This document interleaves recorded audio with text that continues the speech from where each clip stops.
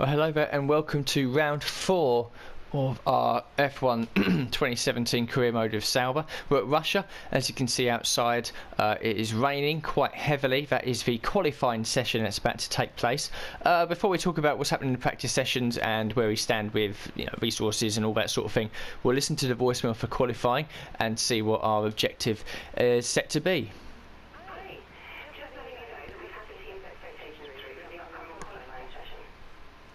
Okay, 19th from Beat Verline, which is pretty standard at the moment, and we've got a decent chance of that, I think. So then, first of all, we'll talk about practice sessions. I picked up a total of 210 out of a possible 275 resource points. Didn't do the fuel-saving one. Failed on the...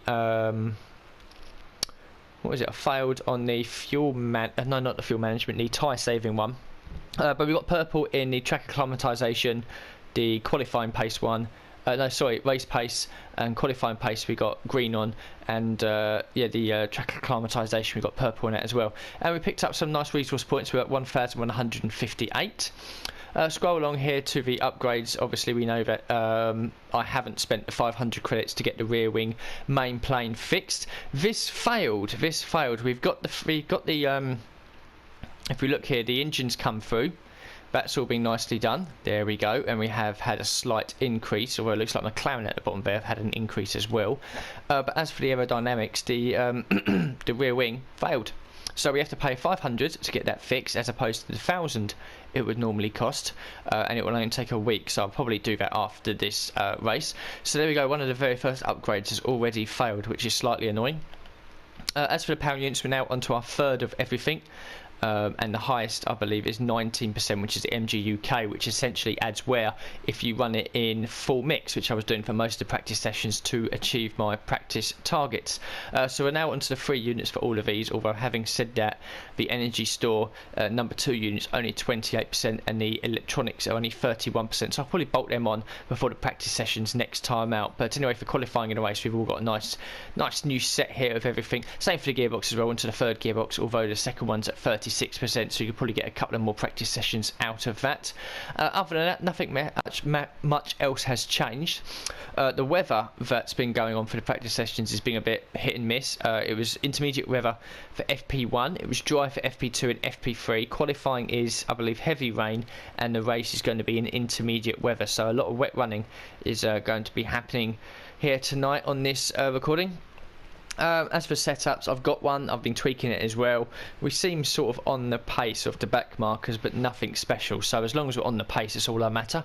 So I've got a short qualifying then, and we'll see what's going to go on. We've got 12 minutes, so I might very well just end up spending the whole 12 minutes out on track to get used to the circuit. So then here we are in the garage. As you can see, it's full wet. I'll just wait to see if we go to 15 minutes then onward to see if intermediate weather does come in, but I'm not expecting it to. I think the whole session, the whole session is going to be in heavy rain. And like I said about the race, it's intermediate conditions, so we'll get straight out on track. We'll check the setup to see how much fuel we got. I'm tempted to go out there for the whole session, but I think what we'll do is we'll do that. As Jeff is telling me about weight transfer, I know that. So 6.2 laps of fuel. We'll go out on track and we'll do a few laps, see if we can continually improve, and then once the tyre wear starts to kick in on the wet tyres, we'll probably come back in and then do one flying lap towards the end to see if we can improve. I have no idea how we're going to end up in this session. We could take pole, we could be last by 4 seconds. I have absolutely no idea. The best way for me to know really is just get out there and see what we can do. So then fuel is onto the max setting. We might get 3 laps out of this, just completing the out lap now. The rain graphics look great, I must be honest, as I'm about to run wide into this corner. So I've got to concentrate a little bit. So yeah, we'll do a couple of laps and see where we end up.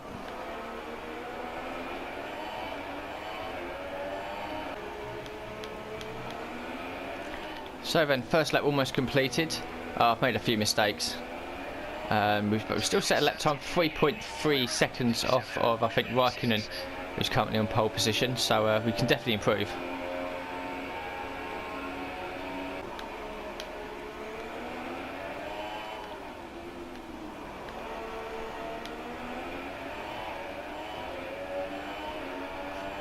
So we've increased by 3.5 temps. We're now 3.3. There's only 4 minutes left of the session, so I'm going to get 2 laps in and that'll be it. I've learnt already, slow in and slow out of these corners.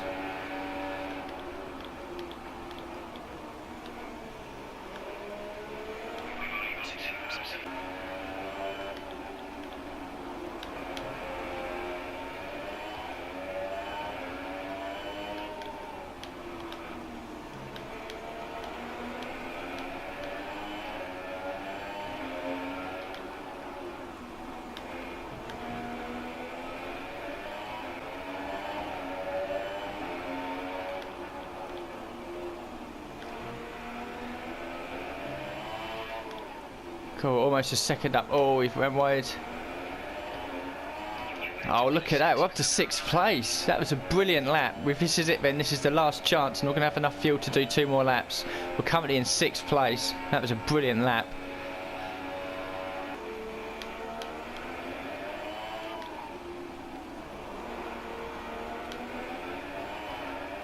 And we improved a little bit right at the end, but we're going to be out of fuel in a few seconds and the session will end. So at the moment we're sitting in 6th place. If we can hold on to that, that'll be absolutely fantastic. So there we go then, there's the final classification for short qualifying. 9th place, that's our career best so far, and 9th place, really happy with that. Still 3.5 seconds off of Kimi Raikkonen. And it looks like a slightly upside down grid. We've got our own teammate Pascal Wehrlein in 11th place. Van Dorn is up into 6th place. Perez is 4th. We'll have a quick further look down, see if there's any big names at the back. Ricard, oh look at these guys, didn't set a lap time. So maybe our generous grid position is due to this, although to be honest with you, I think only Ricciardo and Bottas would have beaten us. So Ricciardo, Stroll, Palmer, Ocon and Bottas, for whatever reason, didn't set a legitimate lap time. Any reason for that in the race director? No, Verstappen and Massa have had a corner cut, and Massa's crossed the white line. But other than that, no, there's no reason. I mean, it is 12 minutes in a session, and I know a lot of people in the F1 community have been complaining about this, and I think this is probably evidence why the AI cars aren't getting long enough. Maybe they're not leaving the garage late, or they're getting held up, or for whatever reason, some of them are not setting lap times. And there's every race there seems to be maybe one person that doesn't set a good enough lap time, and they'll start further back. And this is the first time where I've seen up to 5 people haven't even set a lap time. But I'll take 9th place. I'm really happy with that. We've got a good pace, it seems, against most of the guys behind us. If we can sort of hold on to a top 10 in the intermediate running in the race, then we could very well be looking at our first points of the season. So our resource points then. What have we got? 75, expected position 20th, overachieved by 11 positions, and penalty free as well, kept it nice in that. So at the rivalry then, we would have done a lot better than Wehrlein. Well, he was quicker than us in the first sector, but only marginally. We were a lot quicker than him in sector 2 by 4 attempts, and we've now pulled away 3 points ahead now in the rivalry. Very close. May very well come down to the race or something in a couple of episodes time, where we finally managed to complete the rivalry, hopefully anyway. So session goal, finished 19th for height, achieved that, beat Pascal Wehrlein, achieved that. We've got the reputation level of most of the teams has gone up, but Haas continue to lead away by a considerable margin. If I was to leave Sauber and move into a midfield team, I probably wouldn't want to go Haas really. I mean, Sauber used Ferrari engines, so maybe going to someone like Force India wouldn't work. Mercedes, Renault have Renault, Toro also have Renault as well. So maybe up to Haas, I don't know, because they run Ferrari engines, but that's for the future, it doesn't matter anyway. But we are getting very close to being in the overachieving zone, and it'd be nice to get into that in a couple of races time. So then we'll listen to the voicemail very quickly. As you can see out there, it's just light rain now for the intermediate running, so hopefully this is an achievable target that the Sauber team have set me for the race.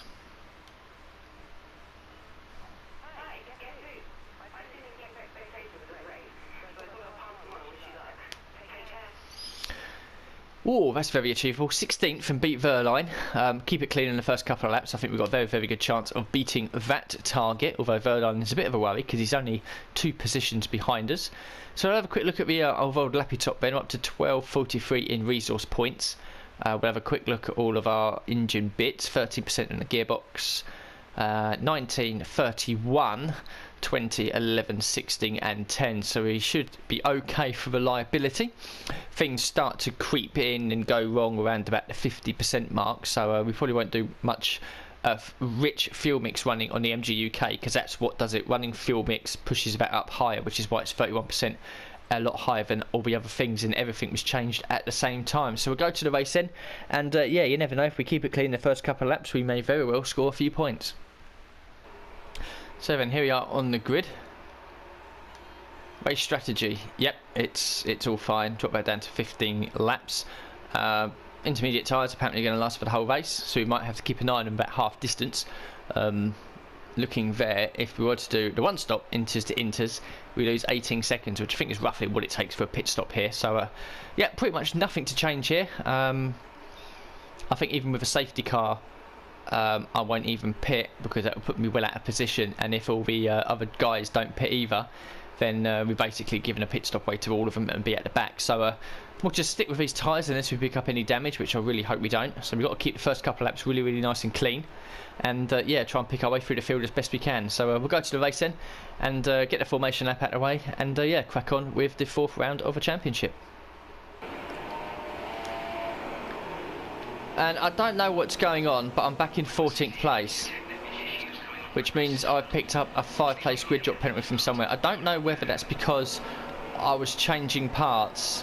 Hopefully there's an answer for this out there. I'm going to have to go trawling through the Codemasters forums, but at the end of FP2 I changed most of the parts and we did run out of time.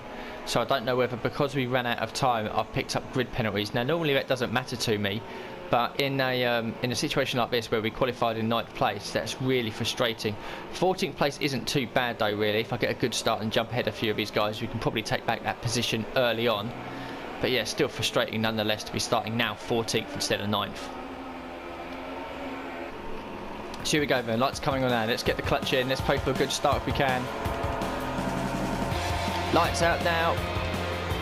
Oh, struggling for traction, a lot of wheel spin. Not a bad start though if we can tuck him behind a Toro, so I think it is ahead of us. Down into turn 1, oh everyone's moving about quite a lot down here. Anyone up the inside? No, so we can move over, let's try and get a few places at turn 1. Oh, what a start! We pushed Hulkenberg wide, we're up to 7th place, absolutely brilliant. Grid penalty, what grid penalty? Makes you think what we could have done from 9th on the grid, but we're in 7th place at the moment. Oh, there's not a lot of grip out there. Got to keep it clean the first couple of laps here. Now obviously we had good pace in the full wet conditions in qualifying and we were legitimately 9th. A few guys hadn't set lap times, so I don't think most of them would have been any quicker than us.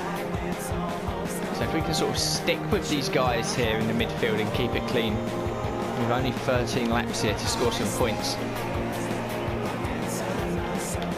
So around the final corner to end lap 1. We're in 7th place, we're comfortable in 7th place. Hulkenberg isn't exactly all over us, we haven't got a train behind us. I'm sort of keeping pace with these guys ahead of us, but I will be expecting the next few laps to sort of disappear into the distance.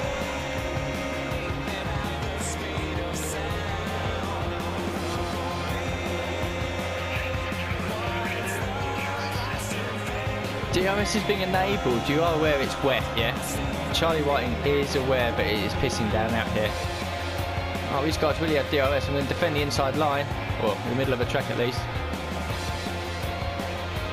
Braking really late. If these guys have got DRS, that's a joke. Well, intermediate tyres. At the end of this lap, I'll have a look at the tyre wear rate and judge if we have to make a pit stop or not, but I think we'll be okay.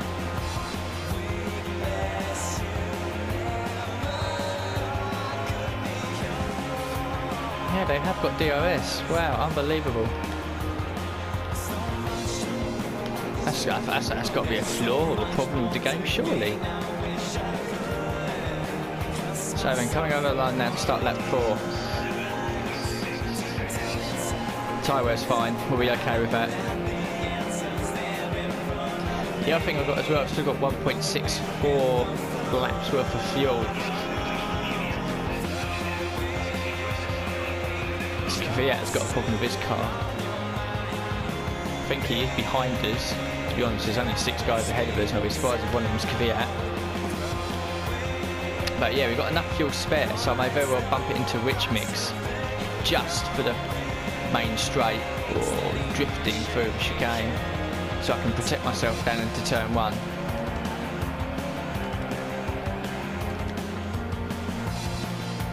But we've run wide into a chicane, I'll give Hulkenberg a chance. Got a bit of a train behind me.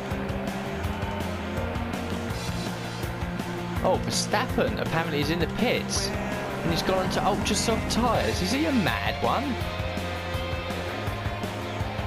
Verstappen's in the pits and he's going onto dry tyres. This is up to 6.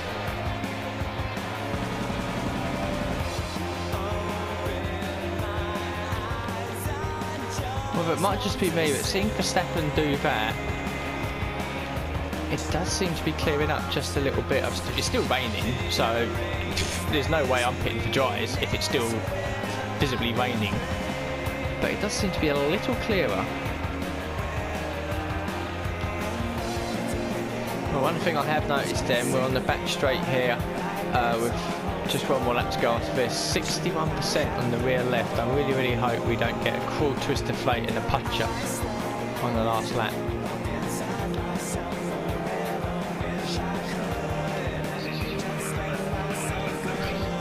Indeed, final lap of the race. Can we do it? Can we keep 6th place?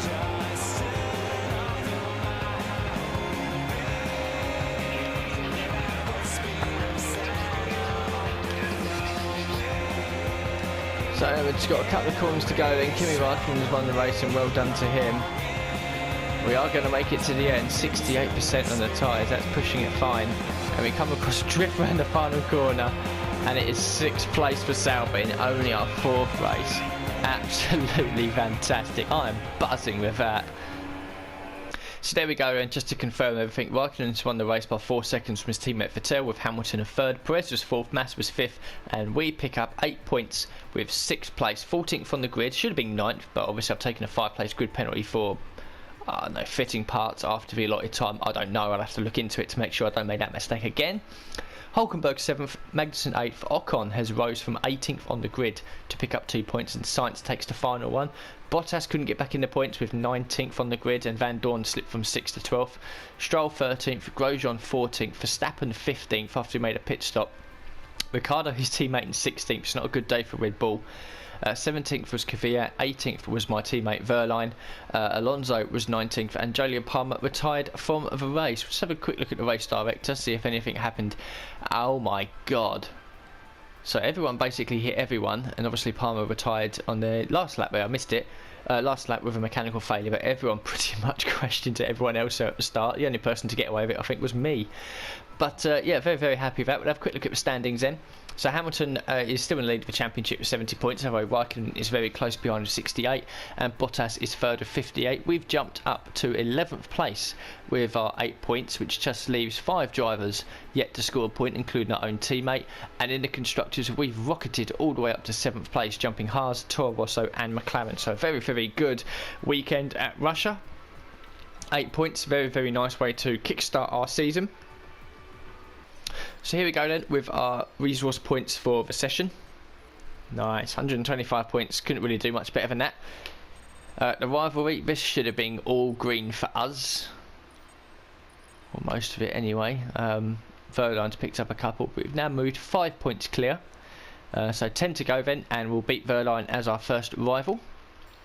And then the team approval, session goal up 4 and up 2, and we're now just inside the purple. And my god, look at the reputation level from all of the teams. Virtually everyone has moved up.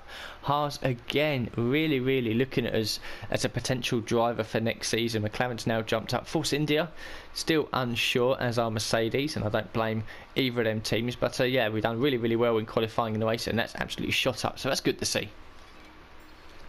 And then the career score, this should be okay, really, to be honest with you. I think the highest we've got is 6,500 in one race. I think we're going to absolutely smash that target. Indeed we do, 8,000, very nice indeed, bringing our season total up to 22,500 after 4 races. Oh, hello, this is Jonathan.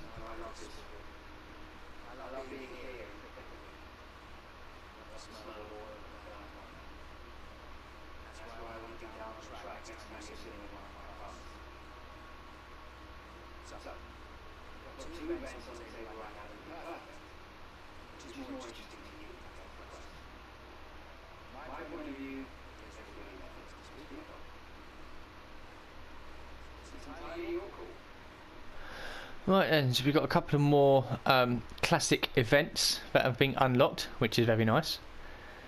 Time attack at Austria, race against the clock to complete the required laps before time runs out. The selected car is the MP46, the 1991 McLaren. And checkpoint challenge at Brazil in the 1998 McLaren MP4-13. From a rolling start, race around the track to cover the target distance before time runs out. Additional time is added to your limit with each checkpoint crossed. Very nice indeed. So yeah, we might look at these in another video, but for now I just want to focus on the career mode. So we'll have a quick look at the old Lappy Top then and get some resource stuff on the way. View R&D tree. The first thing we're going to do is get this rear wing all sorted. So there we go, that'll be ready for the next race. We've also got the front wing as well, which you can't do. We've only got 868 points, so I don't think there's have we done this one yet? No, we haven't, but we can't do anything about it. 1,000 for all of these, so yeah, at the moment not much we can do. We could always try one of these, but I think we'll wait. No, we'll wait. Okay, so then we'll get the rear wing all done then, and that will bring our aerodynamic package itself just ahead of Haas, unless they decide to upgrade. So we're continually chipping away at the other teams to try and do as best as we can to catch up with those, certainly those in the midfield. That's where we need to be. R&D progress, yeah, that is the rear wing, which will now be ready for the next event at Spain, and the progress history will probably change as well. Right, let's look at parts then. 27%, oh, what we at? 32, 37, 32, 18, 28 and 15. So I might go back then to the control electronics. There is no time penalty for this action. That's fine, we'll do that. And also the energy store, 4 to 6 minutes, there is no penalty for this action. So we'll have both of them in for the next race. We'll also go back to the gearbox as well. Applying a new gearbox before the current one has completed the mandatory 6 races required by the rules to result in a grid drop penalty. Are you sure you want to change gearboxes? Ah, there we go. So then, that is reason why we had the 5-place grid drop penalty at Russia. So even though we do get 4 gearboxes to last us the season, it has to complete, I didn't know that, number of races completed, we have to do at least 6 races of each gearbox. Otherwise we take a 5-place grid penalty, which is slightly annoying because we're already 22% after 1 race, and at that rate we're not going to be able to do 6 races. So we might as well just carry on with this gearbox at 22%. All of these we can change, so all of these will be pretty much even, and then we'll work with them. And then, well, to be honest, I don't really want to be creeping into number 4 yet, but all the 1s and 2s you see here, these are 2 quite, you know, these are 80s and 70s and all that, so these are pretty much now completely pointless to us. We're just going to have so many problems with them if we decide to fit them in for the next season, then for the next race. Reputation level, as we know, has gone up. Driver standings and all that we have looked at, and that's nice. Well, of a trophy room, 19th, 14th, 16th, and then a nice 6th place at Russia.